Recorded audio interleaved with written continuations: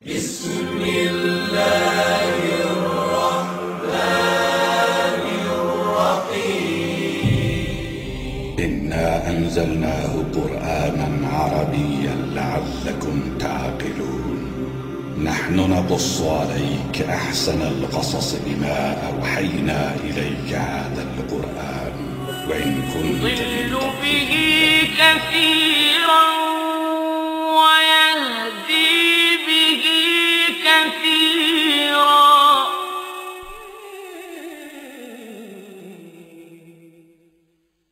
صلوا عليه وآله صلوا عليه وآله السلام علیکم ورحمۃ اللہ وبرکاتہ۔ تمام تعریف اس ذات اقدس کے لیے سزاوار ہے جس نے جمیع کائنات عوالم کو ان کی استعداد و قابلیت کے مطابق ظلمت عدم سے نور وجود میں لا کر اپنے کمالات اسمائی و صفاتی کے علم و شہود سے بہرمند کیا۔ درود و سلام ہو ذات مقدس سیدنا محمد مصطفیٰ احمد مجتبیٰ صلی اللہ علیہ وآلہ وسلم پر، جن کے دائرہ عین جامع میں جمیع آیان کائنات کا ثبوت، وجود، ظہور و بطون ہے، اور درود و سلام ہو آپ کے آل اطہار پر جو آپ کے کمالات صفات جلال و جمال کے مجالی و مرائی یعنی آئینے ہیں، اور درود و سلام ہو آپ کے اصحاب اخیار پر جو آپ کے دین کے انوار کے مصابیح یعنی چراغ ہے، اور تابعین و تبع تابعین تا قیام قیامت سب پر درود و سلام جاری و ساری و متوالی ہو۔ بعد حمد و صلات کے محترم ناظرین، جو پابندی کے ساتھ نشاء اسلامک پر پروگرام یضل بہ کثیرا و یہدی بہ کثیرا دیکھتے چلے آ رہے ہیں، جس میں تفسیر القرآن الکریم الموسوم تفسیر طاہری کا درس ہو رہا ہے۔ آپ جانتے ہیں کہ پارہ نمبر 2 کے رکوع نمبر 2 کی تفسیر آج ہم سننے سنانے کی سعادتیں حاصل کریں گے۔ پارہ نمبر 2 رکوع نمبر 2 اور سورہ بقرہ کا سلسلہ الحمدللہ جاری ہے۔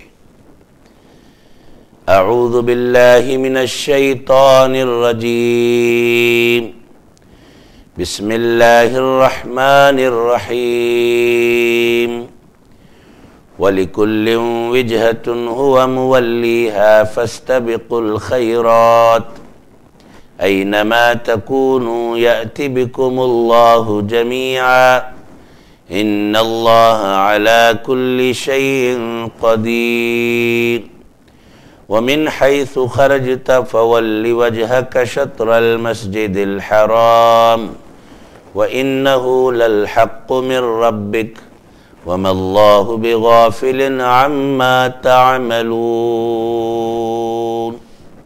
اور ہر ایک کے لیے توجہ کی ایک سمت مقرر ہے جو اسی کی طرف رخ کرتا ہے، پس تم نیکیوں کی طرف پیش قدمی کیا کرو۔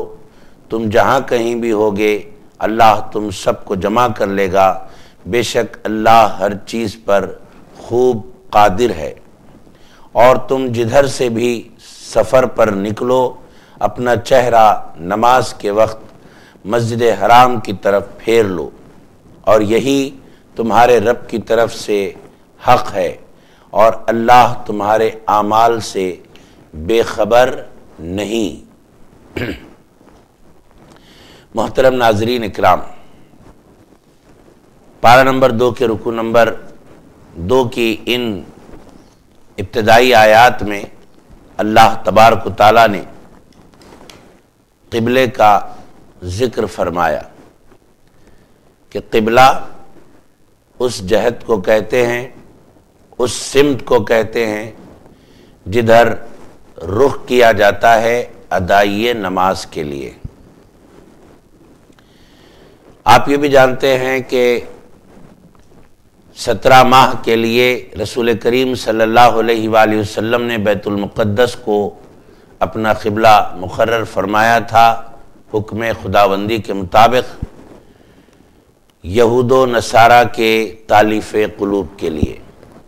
اس کے بعد پھر کعبۃ اللہ کی طرف رخ کیا آقائے نامدار صلی اللہ علیہ وآلہ وسلم نے، تو یہود و نصارہ نے اس پر اعتراض کیا اور اپنے ہی قبلہ یعنی بیت المقدس کی طرف وہ متوجہ رہے، کعبۃ اللہ کی طرف ان کی توجہ نہیں ہوئی۔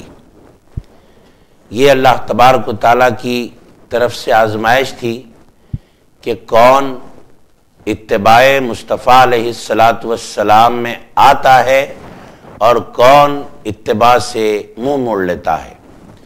جس نے اتباع سے منہ موڑا وہ گمراہ ہوا، اور جس نے اتباع کی خاتم مرسلین صلی اللہ علیہ وآلہ وسلم کی وہ ہدایت پا گیا۔ یہاں اسی کا ذکر ہے کہ یہود و نصارہ نے بیت المقدس کی طرف رخ کرنے پر اپنے آپ کو مصر رکھا اور کعبے کی طرف رخ نہیں کیا۔ اللہ تبارک و تعالیٰ نے اپنے محبوب علیہ السلام اور تمام اہل اسلام سے فرمایا کہ اے مسلمانوں، تم یہود و نصارہ کو ان کے حال پر چھوڑو، قبلہ کے بارے میں، نماز میں رخ اور اپنی توجہ کعبے کی طرف کرنے کے بارے میں اب یہود و نصارہ سے مزید اصرار نہ کرو، مزید کوششیں نہ کرو، بلکہ اب انہیں ان کے حال پر چھوڑو، انہیں نظر انداز کرو اور تم اپنے کام پر لگ جاؤ۔ کون سے کام پر؟ نیکیوں کے کام پر۔ کون سے کام پر لگو؟ بھلائیوں کے کام پر لگ جاؤ اور نیکیوں کی طرف پیش قدمی کرنے لگ جاؤ، خیرات کی طرف لگ جاؤ، اچھے اچھے کاموں کی طرف لگ جاؤ، یہ تمہارے لیے بہتری ہے۔ ان کے پیچھے کوششیں کرنا اب چھوڑ دو، ان کو نظر انداز کرو۔ وہ قبلہ حق یعنی کعبۃ اللہ کو ماننے کے لیے ہرگز تیار نہیں ہے، وہ اپنی ضد اور ہٹ درمی پر اڑے ہوئے ہیں، حالانکہ قبلہ حق کعبۃ اللہ ہے، لیکن وہ اتباع مصطفیٰ علیہ السلام میں آنا نہیں چاہتے۔ انہیں نظر انداز کرو اور خیر کے کاموں میں لگ جاؤ۔ اس سے پہلے بھی اللہ تبارک و تعالیٰ نے یہود و نصارہ کو نظر انداز کر کے نماز قائم کرنے اور زکوٰۃ دینے کی طرف توجہ دلائی تھی، اور اب خیرات کی طرف توجہ دلاتا ہے پروردگار، تاکہ اہل اسلام نیکیوں کی راہ میں پیش قدمی کرنے والے بن جائیں۔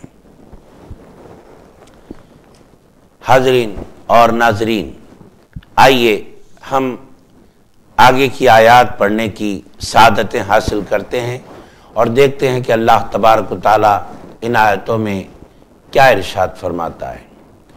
بسم اللہ الرحمن الرحیم وَمِنْ حَيْثُ خَرَجْتَ فَوَلِّ وَجْهَكَ شَطْرَ الْمَسْجِدِ الْحَرَامِ وَحَيْثُ مَا كُنْتُمْ فَوَلُّوا وُجُوهَكُمْ شَطْرَهُ لِئَلَّا يَكُونَ لِلنَّاسِ عَلَيْكُمْ حُجَّةٌ إِلَّا الَّذِينَ ظَلَمُوا مِنْهُمْ فَلَا تَخْشَوْهُمْ وَاخْشَوْنِي وَلِأُتِمَّ نِعْمَتِي عَلَيْكُمْ وَلَعَلَّكُمْ تَهْتَدُونَ۔ اور تم جدھر سے بھی سفر پر نکلو، اپنا چہرہ نماز کے وقت مسجد حرام کی طرف پھیر لو، اور اے مسلمانوں، تم جہاں کہیں بھی ہو سو اپنے چہرے اسی سمت پھیر لیا کرو، تاکہ لوگوں کے پاس تم پر اعتراض کرنے کی گنجائش نہ رہے، سوائے ان لوگوں کے جو ان میں حد سے بڑھنے والے ہیں۔ پس تم ان سے مت ڈرو، مجھ سے ڈرا کرو اس لیے کہ میں تم پر اپنی نعمت پوری کر دوں اور تاکہ تم کامل ہدایت پا جاؤ۔ محترم ناظرین، اس آیت میں اللہ تبارک و تعالی ارشاد فرماتا ہے اہل اسلام کو توجہ دلا کر کہ تم اپنا رخ کعبے کی طرف پھیر لو۔ یہ مت دیکھو کہ یہود اعتراض کر رہے ہیں، یہ مت دیکھو کہ نصارہ اس پر تعجب کر رہے ہیں، ان کی طرف توجہ نہ کرو، بلکہ تم خیر کے کاموں میں پیش قدمی کرنا شروع کر دو۔ وہ تو ایسے ہی بولتے رہیں گے، تم کو چاہیے کہ ان کی طرف توجہ نہ کریں، اپنا رخ کعبۃ اللہ کی طرف کریں۔ اگر تم سفر میں بھی نکلے ہو تو نماز کے لیے کعبے کی طرف اپنا رخ کر لو۔ فقہائے کرام نے ارشاد فرمایا جب سفر پر ہم نکلیں گے اور ہمیں یہ پتہ چلے کہ کعبہ کدھر ہے، اس سمت میں ہم اپنا رخ کر کے نماز پڑھیں گے۔ لیکن اگر ہمیں یہ پتہ نہ ہو کہ کعبۃ اللہ کس جانب ہے کہ ہم اپنا رخ کریں، ایسی صورت میں فقہائے کرام نے ارشاد فرمایا کہ اپنے غالب گمان کی طرف اپنا رخ کر کے نماز ادا کر لیا کرو۔ تمہارا گمان غالب جدھر آئے گا ادھر تم رخ کر کے نماز پڑھ لو، اللہ تبارک و تعالیٰ تمہاری نماز کو قبول فرمائے گا اور ادھر ہی تمہارے لیے سمت مقرر کی جائے گی، اور اللہ کے کرم سے اگر ادھر کعبۃ اللہ نہ بھی ہو تو گمان غالب پر تم سجدہ کرو، تم نماز پڑھو، اللہ تبارک و تعالیٰ اپنے فضل و کرم سے اس نماز کو صحیح سمت یعنی کعبۃ اللہ کی طرف نماز پڑھنے کے برابر قبول و منظور فرمائے گا۔ کیونکہ جب سفر میں ہے، جنگل کا مقام ہے، وہاں پر ہمیں اگر پتہ نہ چلے کہ کعبہ کدھر ہے تو گمان غالب پر یقین کرنا ہے۔ یہاں پر فرمایا جا رہا ہے تم جدھر سے بھی نکلو اپنا چہرہ نماز کے وقت مسجد حرام کی طرف پھیر لیا کرو۔ اب رہی بات ہم مسجد حرام کی طرف پھیریں گے تو یہود و نصارہ ہمارے بارے میں کیا کہیں گے؟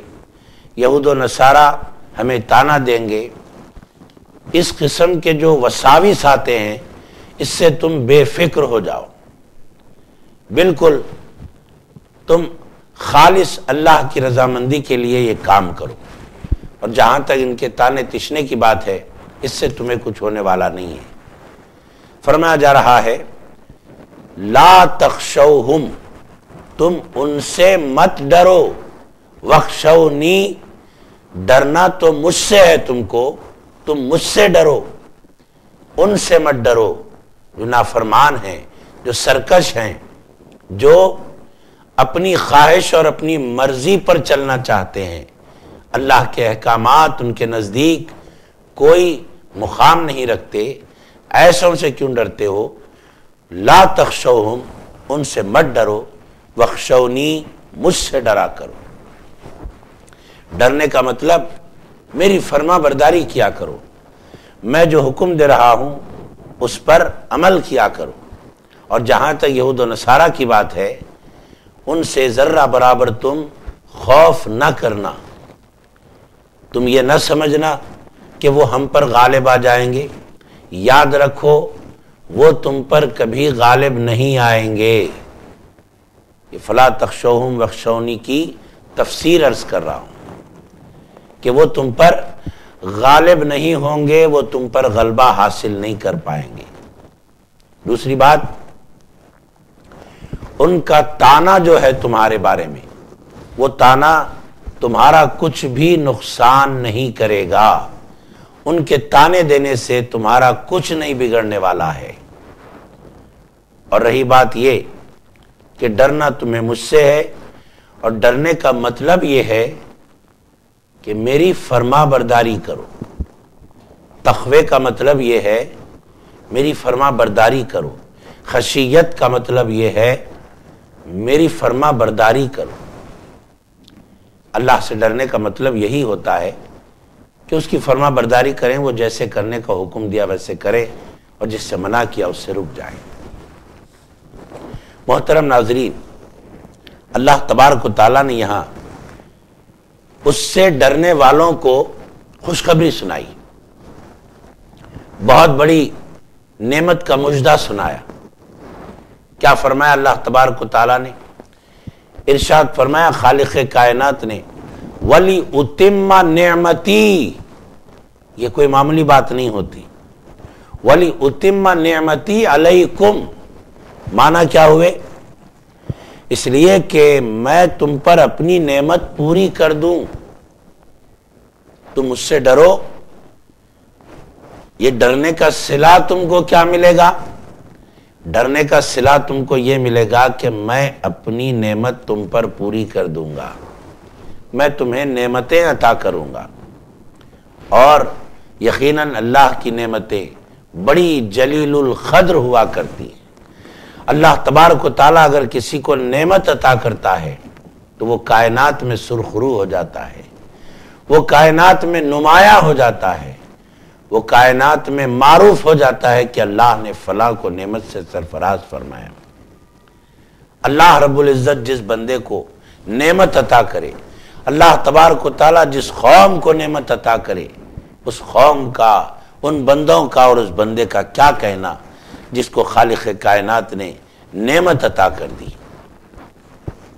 نعمت کی دو قسمیں ہیں، نعمت کی دو قسمیں ہیں، ایک کسبی نعمت ہوتی ہے اور ایک عطائی نعمت ہوتی ہے۔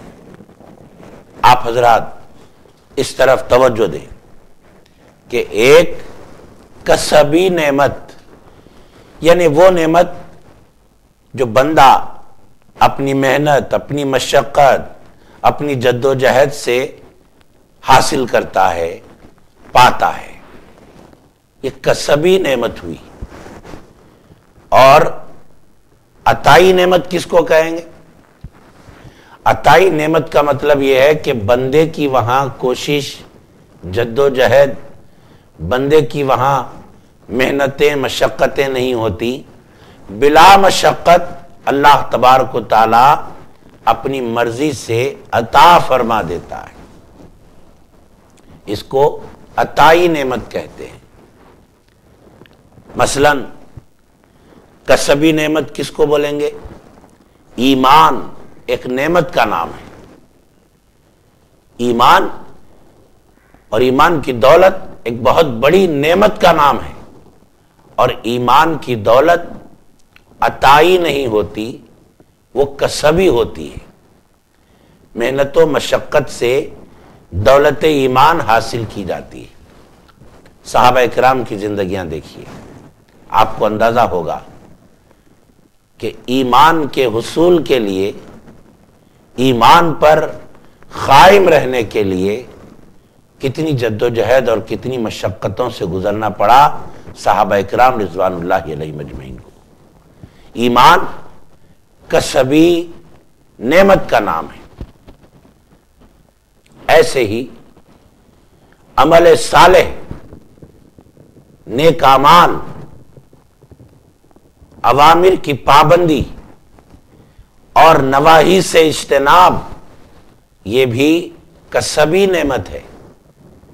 بندہ نیک کام کرتا ہے تو نیک اعمال اللہ کی نعمت ہے، اور نیک اعمال کے لیے بندے کو کسب کرنا پڑتا ہے، محنت کرنا پڑتا ہے، مشقت کرنا پڑتا ہے۔ نواہی سے اجتناب، برے کاموں سے بچنا، تو برے کاموں سے بچنے کے لیے بھی بندے کو مشقت سے گزرنا پڑتا ہے، بڑی کاوشوں سے گزرنا پڑتا ہے اس کو۔ تو ایمان، عمل صالح، اوامر کی پابندی، نواہی سے اجتناب، یہ سب کسبی نعمتوں کے نام ہیں۔ اور عطائی نعمتیں کیا ہیں؟ عطائی نعمت جیسے جسمانی صحت، یہ اللہ کی عطا ہے۔ اعضاء کی سلامتی، اعضاء بدن کی سلامتی، یہ اللہ کی عطا سے ہے۔ وغیرہ وغیرہ۔ مثال کے طور پر یہ چند باتیں آپ سے بیان کر دی گئی ہیں تاکہ کسبی اور عطائی نعمتوں کے بارے میں اندازہ ہو جائے کہ کسبی کیا ہوتی ہیں اور عطائی کیا ہوتی ہے۔ خالق کائنات ابھی جس آیت مبارکہ میں پڑھا گیا ارشاد فرماتا ہے کہ مجھ سے ڈرو، مجھ سے ڈرنے میں ہی تمہاری کامیابی ہے، اور میری نوازشیں، میری کرم نوازیاں، میری نعمتیں مجھ سے ڈرنے والے بندوں کے لیے میں نے رکھی ہے۔ اور جو بندے بے پرواہ ہوتے ہیں، جو بندے تقویٰ و پرہیزگاری والے نہیں ہوتے، ان کے لیے نعمت بھی نہیں ہوتی۔ آئیے خالق کائنات آگے کیا فرماتا ہے، ہم اور آپ سننے سنانے کی سعادتیں حاصل کرتے ہیں۔ بسم اللہ الرحمن الرحیم کما ارسلنا فیکم رسولا منکم یتلو علیکم آیاتنا ویزکیکم ویعلمکم الکتاب والحکمت ویعلمکم ما لم تکونوا تعلمون۔ اسی طرح ہم نے تمہارے اندر تمہیں میں سے اپنا رسول بھیجا جو تم پر ہماری آیتیں تلاوت فرماتا ہے اور تمہیں نفساً و قلباً پاک صاف کرتا ہے، اور تمہیں کتاب کی تعلیم دیتا ہے اور حکمت و دانائی سکھاتا ہے، اور تمہیں وہ اسرار معرفت و حقیقت سکھاتا ہے جو تم نہ جانتے تھے۔ محترم ناظرین، خالق کائنات نے اس آیت مبارکہ میں رسول کا ذکر فرمایا اور فرمایا اسی طرح ہم نے تمہارے اندر تمہیں میں سے اپنا رسول بھیجا۔ اس رسول سے سرکار دو عالم نور مجسم راحت آدم و بنی آدم سیدنا محمد مصطفیٰ احمد مجتبیٰ صلی اللہ علیہ وآلہ وسلم مراد ہے۔ اللہ تبارک و تعالی سرکار علیہ السلام کو بھیجا، اور سرکار علیہ السلام تشریف لے آئے۔ اس آیت مبارکہ میں ذکر میلاد مصطفیٰ صلی اللہ علیہ وآلہ وسلم ہے، اور ذکر میلاد النبی علیہ السلام کے ساتھ ساتھ سرکار کے تشریف آوری کے مقاصد کو بھی بیان کیا گیا ہے۔ کیا ارشاد فرمایا؟ ارشاد فرمایا اللہ تبارک و تعالیٰ نے یتلو علیکم آیاتنا، یتلو علیکم آیاتنا، کیا کرتے ہیں یہ؟ ہماری آیتیں تلاوت فرماتے ہیں تم پر ہماری آیتیں تلاوت فرماتے ہیں۔ کون؟ محبوب خدا صلی اللہ علیہ وآلہ وسلم۔ ان آیات سے قرآن پاک کی آیات مراد ہے۔ آگے اللہ تبارک تعالیٰ فرماتا ہے وَيُزَكِّيكُمْ، یہ خالق کائنات فرماتا ہے وَيُزَكِّيكُمْ، یعنی آمد مصطفیٰ علیہ السلام کے مقاصد بیان کیے جا رہے ہیں کہ سرکار تشریف لے آئے تو ان کے آنے کا مقصد کیا ہے؟ نفساً و قلباً پاک صاف کرتے ہیں۔ کسے؟ تمہیں پاک صاف کرتے ہیں۔ جی، اس سے کیا مراد ہے؟ اس سے تزکیہ نفس مراد ہے، اس سے تصفیہ قلب مراد ہے۔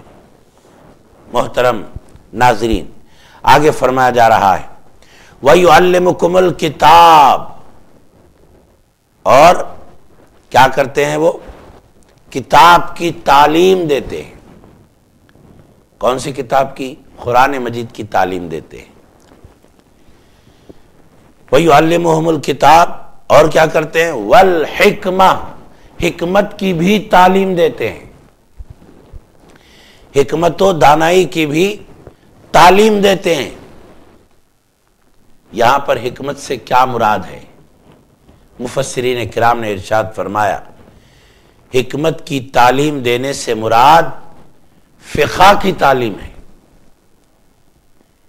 علم فقہ کی تعلیم۔ فقہ کی تعلیم یقیناً امت مسلمہ کے لیے نہایت لازمی و ضروری ہے۔ فقہ نہ ہو تو پھر مسلمانوں کا اعمال کے میدان میں آسانی کے ساتھ گزرنا بڑا ہی دشوار ہو جاتا ہے۔ یہ تو احسان ہے ائمہ کرام کا، فقہ کے ائمہ کا، ائمہ اربعہ کا، کہ انہوں نے قرآن پاک سے مسائل کا استنباط فرمایا اور ان کے استنباط سے، ان کے اجتہاد سے امت مسلمہ کو اعمال صالحہ کرنے میں بڑی آسانی پیدا ہو گئی۔ اللہ تبارک و تعالی ان تمام ائمہ اربعہ کے خبروں میں رحمت و انوار کی بارش نازل فرمائے کہ تا قیام قیامت یہ امت ان کے استنباط سے فیض حاصل کرتی رہے گی۔ محترم ناظرین، سرکار دو عالم صلی اللہ علیہ وآلہ وسلم کی تشریف آوری کے مقصد کو بیان کرتے ہوئے اللہ تبارک و تعالیٰ نے ارشاد فرمایا کہ ان کے آنے کا مقصد کیا ہے؟ یتلو علیکم آیاتنا، یعنی تم پر آیتیں تلاوت کرتے ہیں، وَيُزَكِّيكُمْ وَيُعَلِّمُكُمُ الْكِتَابَ وَالْحِکْمَةَ۔ یہ بات طے شدہ ہے کہ بندہ جب ترقی کرتا ہے، یعنی راہ حق میں ترقی کرتا ہے، راہ حق میں آگے بڑھتا ہے، پیش قدمی کرتا ہے، تو پہلے جو منزلیں آتی ہیں وہ کون سی ہوتی ہیں اور بعد والی منزل کون سی ہوتی ہے؟ تو فرمایا گیا پہلے کتاب کی تعلیم ہوتی ہے، پھر حکمت کی تعلیم ہوتی ہے، پھر اس کے بعد کہیں تزکیے کی منزل آتی ہے۔ پہلے کتاب و حکمت کی تعلیم اور اس کے بعد تزکیے نفس کا معاملہ۔ ایسا نہیں کہ پہلے تزکیے نفس ہو رہا ہے اور بعد میں کتاب و حکمت کی تعلیم، بلکہ قرینہ، طریقہ اور اصول یہ ہے کہ پہلے کتاب و حکمت کی تعلیم سے آراستہ ہوتا ہے بندہ، سالک پہلے کتاب و حکمت کی تعلیم حاصل کرتا ہے، اس کے بعد پھر کہیں تزکیے کی منزل کی طرف جاتا ہے۔ لیکن یہاں پر پہلے تزکیے کا ذکر آ گیا، اس کے بعد کتاب و حکمت کی تعلیم کی بات آئی۔ اس میں کیا راز ہے اللہ تبارک و تعالیٰ کا؟ اس میں کیا نکتہ پوشیدہ ہے؟ تو فرمایا گیا یقیناً پہلے کتاب و حکمت کی تعلیم کی منزل ہے، پھر اس کے بعد کہیں ترقی کر کے بندہ تزکیہ نفس کی طرف جاتا ہے۔ لیکن یہاں تزکیے کا ذکر پہلے اس لیے آیا کہ کتاب و حکمت کی تعلیم کے وقت میں بندہ تصوراً تزکیہ نفس کی طرف چلا جاتا ہے۔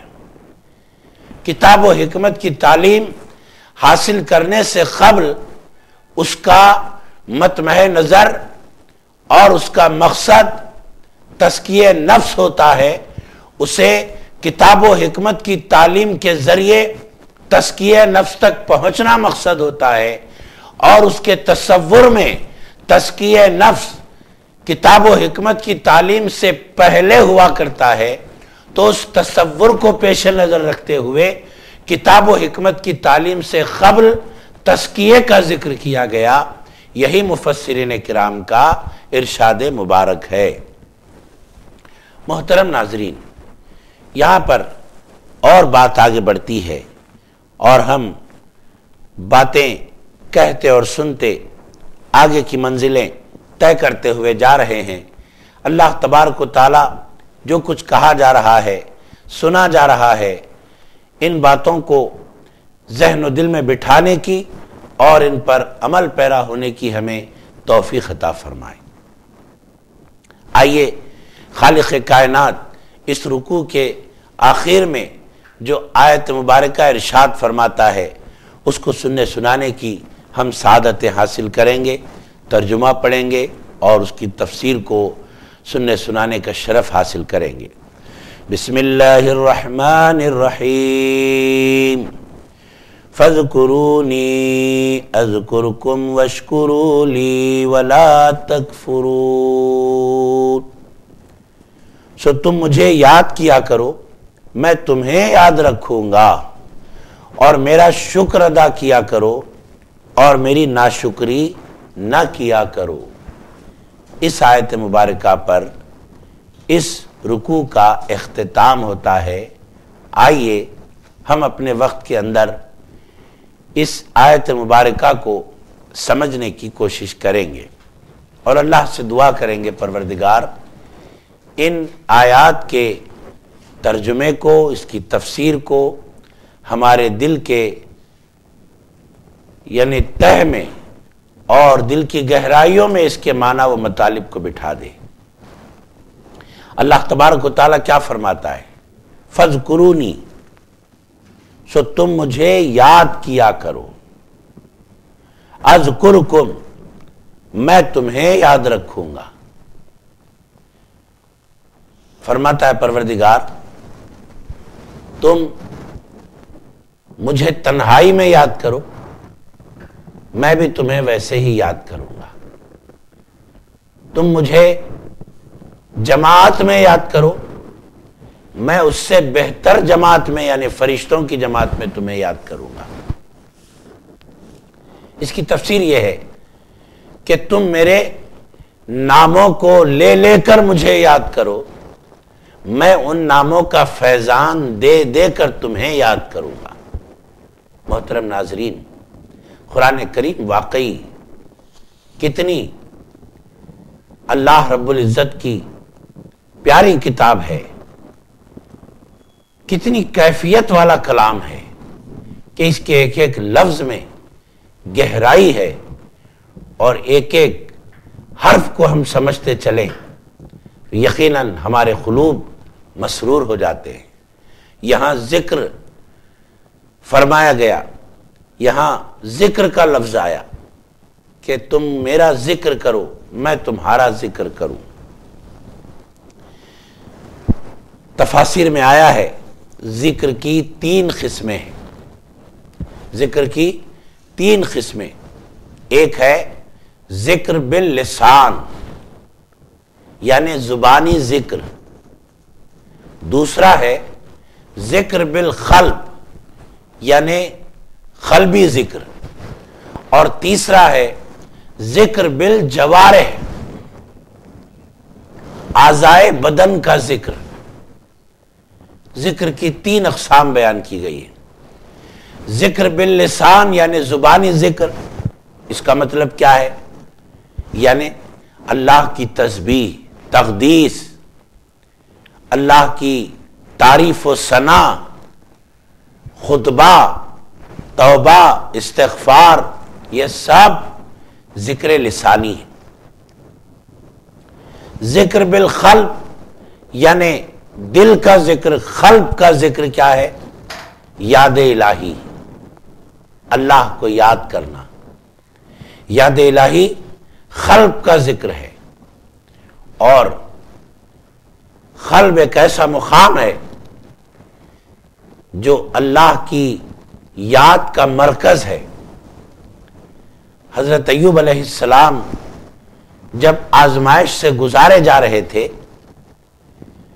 تو ان کی آزمائش یہ تھی کہ ان کے بدن میں کیڑے ڈال دیے گئے تھے، ہزاروں کیڑے، اور وہ ہزاروں کیڑے حضرت ایوب علیہ السلام کے بدن کے گوشت کو کھا چکے تھے، صرف ہڈیاں باقی رہ گئی تھی۔ اور اس کے بعد جب وہ کیڑے حضرت ایوب علیہ السلام کے قلب کی طرف آگے بڑھے اور چاہا کہ حضرت ایوب علیہ السلام کے قلب کو ہم نوچ کر کھا جائیں، حضرت ایوب علیہ السلام نے ان کیڑوں سے فرمایا کہ اے کیڑو، اگر تم میرا دل بھی کھا جاؤ گے تو پھر میں اللہ کو کیسے یاد کروں گا؟ ناظرین ملاحظہ فرمائیں، معلوم کیا ہوا؟ اللہ کو یاد کیا جاتا ہے تو وہ یاد کرنا ذکر قلبی ہوتا ہے، دل سے اللہ کو یاد کیا جاتا ہے۔ حضرت ایوب علیہ السلام کے اس فرمانے پر اللہ تبارک و تعالیٰ کو ایسا رحم آیا کہ حضرت ایوب علیہ السلام کو کامیابی کا مژدہ سنا دیا گیا۔ محترم ناظرین، ذکر بالقلب یعنی یاد الہی، اور ذکر بالقلب کیا ہے؟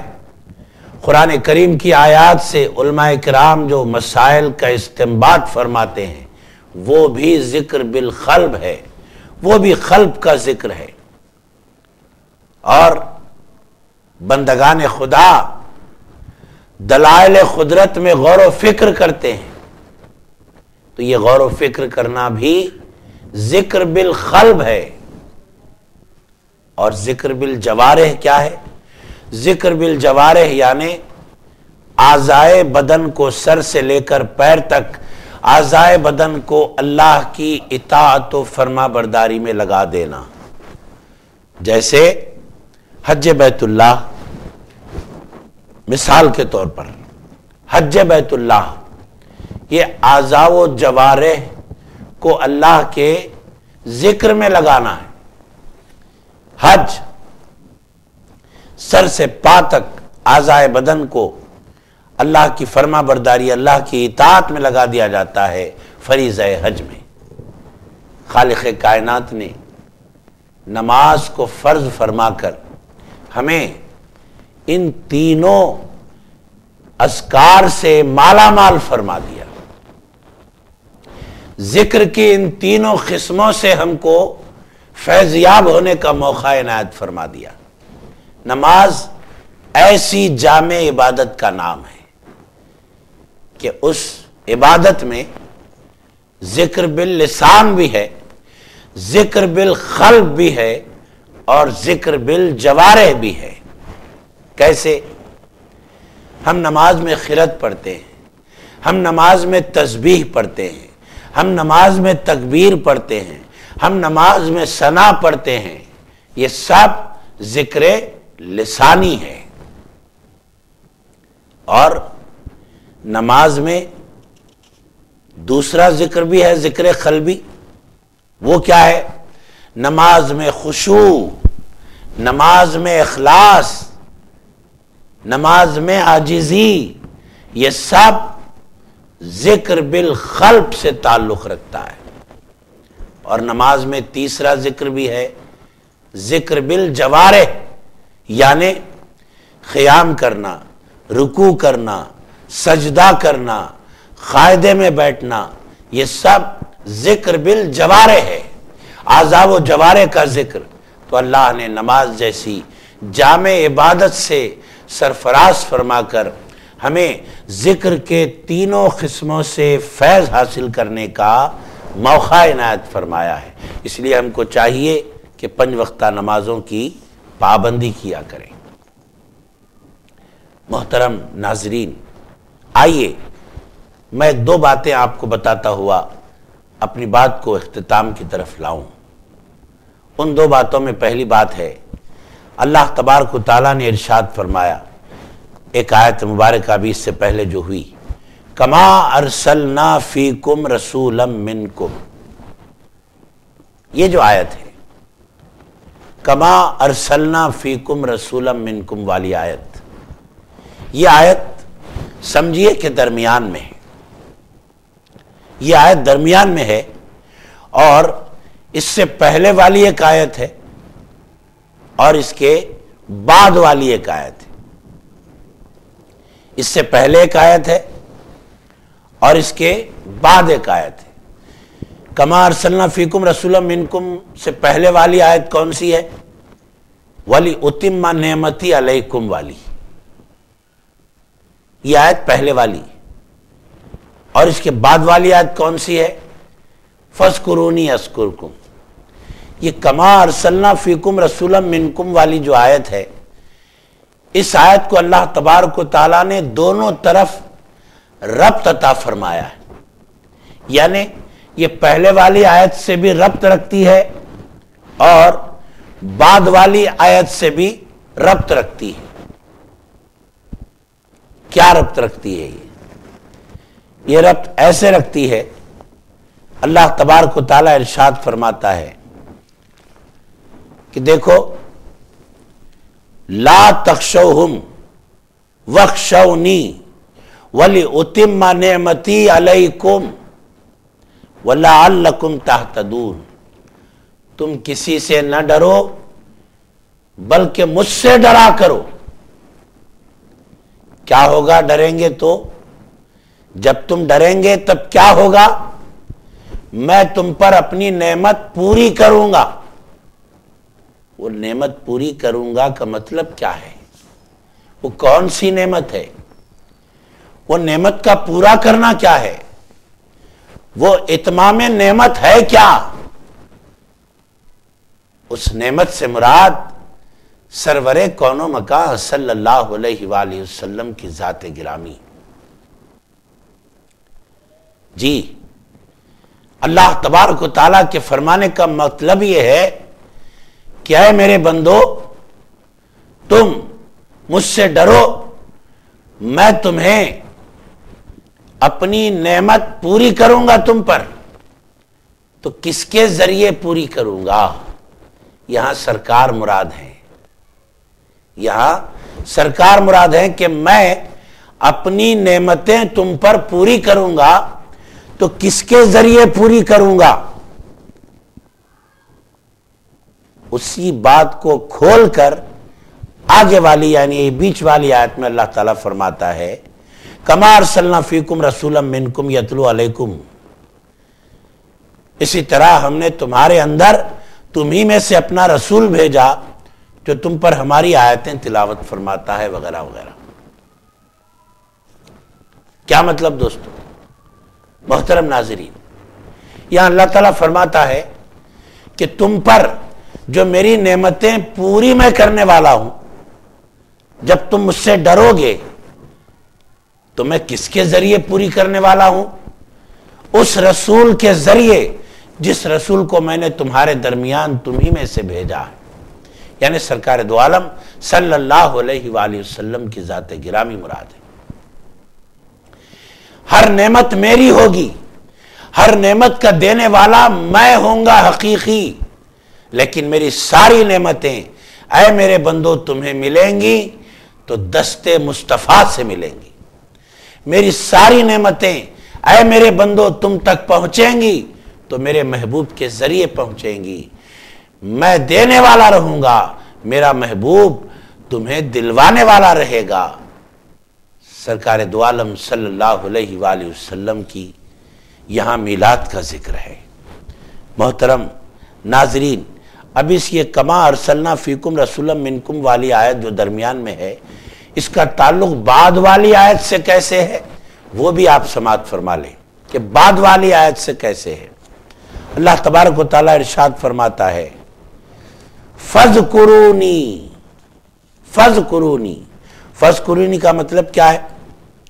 فَاذْكُرُونِی کا مطلب یہ ہے سو تم مجھے یاد کرو، سو تم مجھے یاد کرو۔ یہ کب کہا جاتا ہے؟ سو تم مجھے یاد کرو۔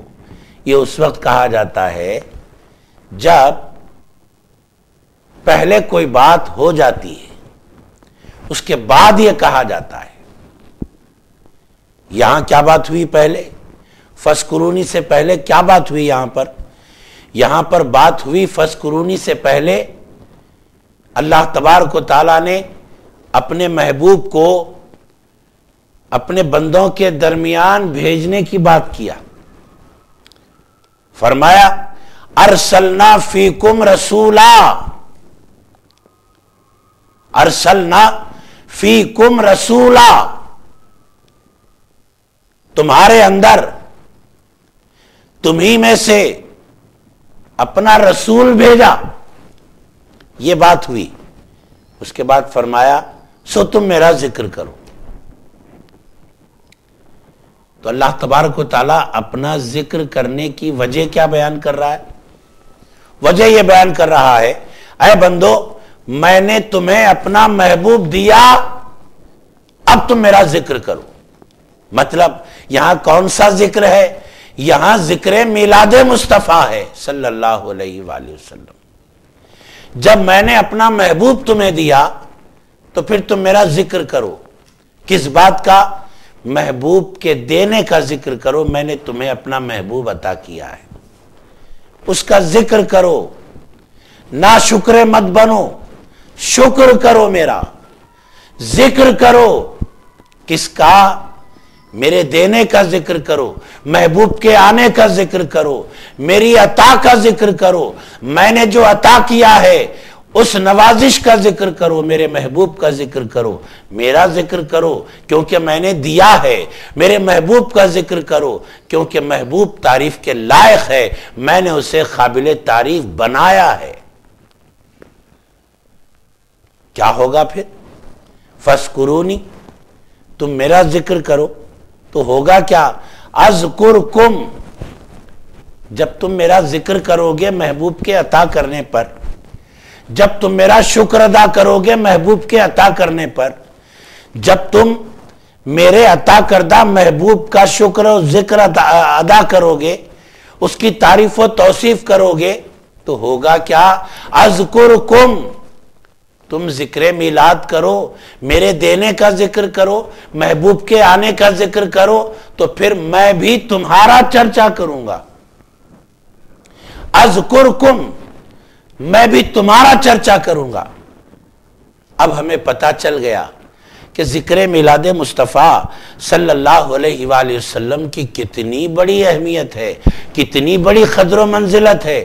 کہ اللہ فرما رہا ہے کہ میں نے اپنا محبوب دیا ہے، اے میرے بندو تم میرا ذکر کرو، میرا شکر کرو کہ میں دینے والا ہوں، اور میرے محبوب کا ذکر کرو، میرے محبوب کی تعریف کرو، ان کی توصیف بیان کرو کیونکہ وہ تمہیں مل گئے ہیں. اور اس کا صلہ تم کو کیا ملے گا؟ اذکرکم، میں تمہارا چرچا کروں گا. ارے تم تنہائی میں یاد کرو، میں بھی ویسے ہی یاد کروں. تم جماعت میں یاد کرو تو پھر میں بھی تمہیں اس سے بہتر جماعت میں یاد کروں. جی تم میری عطاؤں کو یاد کرو، میں تمہیں عطا کر کے یاد کروں گا. محترم ناظرین، یہ ایسی باتیں ہیں کہ ہمارے قلوب الحمدللہ زندہ ہو جاتے ہیں، اور ہم یعنی بندگان خدا نیکی کی راہ پر پیش رفت کرنے لگ جاتے ہیں، ترقیوں کی منزلیں طے کرنے لگ جاتے ہیں. اللہ کے فضل و کرم سے کہاں کے کہاں پہنچ جاتے ہیں بندے اگر ان باتوں کو سمجھ کر عمل پیرا ہو جاتے ہیں. جب بندے ان باتوں کو سمجھ کر راہ حق میں چلنے لگ جاتے ہیں تو اللہ تبارک و تعالی بڑی بڑی سلوک کی منزلوں سے انہیں طے کر دیتا ہے، منزل مقصود تک پہنچا دیتا ہے. انہی منزلوں میں ایک منزل آتی ہے فنا فی الشیخ کی منزل، پھر فضل الہی ہوتا ہے، بندہ فنا فی الرسول کی منزل میں آتا ہے، پھر اللہ کا فضل ہوتا ہے تو بندہ فنا فی اللہ کی منزل میں آتا ہے. اللہ تبارک و تعالی بندے کو ایسے درجات و مراتب عطا فرماتا ہے کہ بندہ گمان بھی نہیں کر سکتا. یہ کیسی بڑی بڑی منزلیں ہیں، فنا فی الشیخ، فنا فی الرسول، فنا فی اللہ. جیسے جیسے وہ فنائیت کی منزلیں طے کرتا جاتا ہے اللہ تبارک و تعالی ویسے ویسے اس کو بقا عطا فرماتا جاتا ہے. اللہ رب العزت سے آئیے ہم دعا کرتے ہیں پروردگار جو کچھ کہا گیا سنا گیا اس پر ہم سب کو عمل پیرا ہونے کی توفیق عطا فرما. الحمدللہ آج ہم نے پارہ نمبر 2 رکوع نمبر 2 سورہ بقرہ جاری ہے، سننے سنانے کی سعادتیں حاصل کی ہیں. انشاءاللہ تعالی آنے والے نشست میں پارہ نمبر 2 کے رکوع نمبر 3 کو سننے سنانے کی ہم سعادتیں حاصل کریں گے۔ وصلی اللہ تعالی علی خیر خلقہ ونور عرشہ سیدنا محمد وعلی آلہ واصحابہ اجمعین والحمد للہ رب العالمین۔